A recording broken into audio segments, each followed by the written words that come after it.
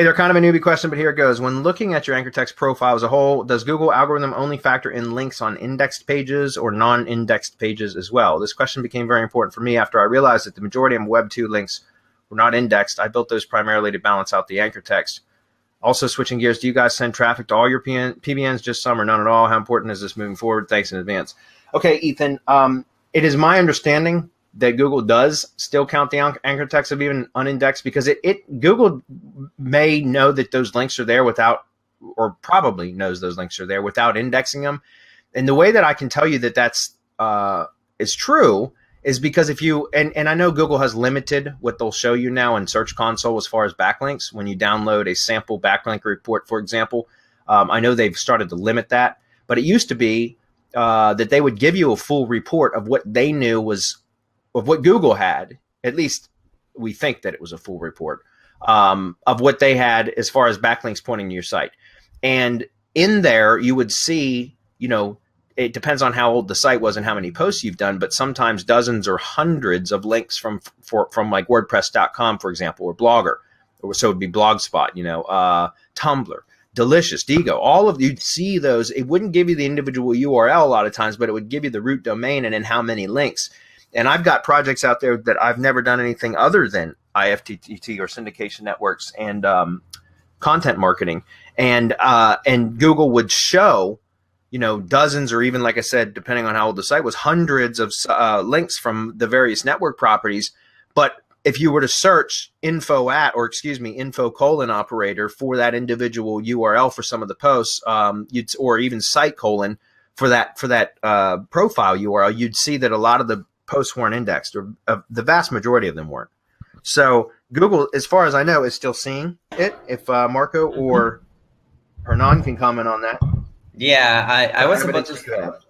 Yeah, I was about to say, Bradley, that I have the exact same experience when it comes to non-indexed, not those websites that are actually blocking the bots, the bots, right? But those links that haven't been indexed yet, or they are not being indexed for some reason, I still have that experience that they still count as link juice, yes, right? Because again, with no index PBNs, like no index do follow PBNs, I still have had good results. Like those websites have moved the needle. So I have firsthand experience that no index websites, they still do their damage, right?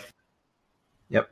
And so you have to consider the anchor text profile of those links as well. Because if Google's seeing them and you've seen movements from using them, then that means Google's recognizing they're there. And that goes for the Web 2s as well. And that's why I've said many times before not to worry so much about the Web 2 post URLs, the individual post URLs being indexed.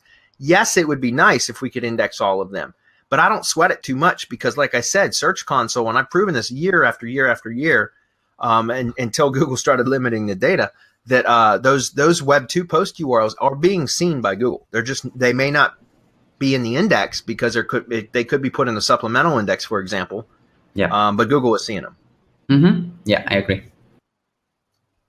So, okay. Also switching gears. Well, Roman, do you have any comment on that? It's interesting. Because that it goes back to like the caching versus indexing thing, right? So if they've cached it, they've seen it, right? If it's indexed, that's a different story. But I'm trying to think of this in terms of like penalty recovery type of thing, or hurting yourself with those type of links. And from my experience, typically when I do any kind of site recovery or anchor text adjustments, I primarily look at just the the indexed ones, right? In my experience for recovering sites. But again, this is different purposes that may not be exactly what the context of this question is. I'm not sure. Well, let's put it in this context. For example, let's say somebody had syndication network set up and and let's say they had a 2-tier syndication network set up and they spammed it to death. They spammed their own network with their own content, which we've seen people do. Mm-hmm.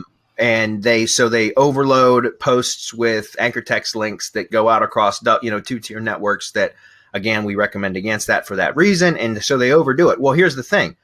If they hammered away on a single keyword and it tripped a penalty or triggered a penalty, even an algorithmic penalty, but their Web 2 post URLs that triggered it that aren't showing in the index, how would you know?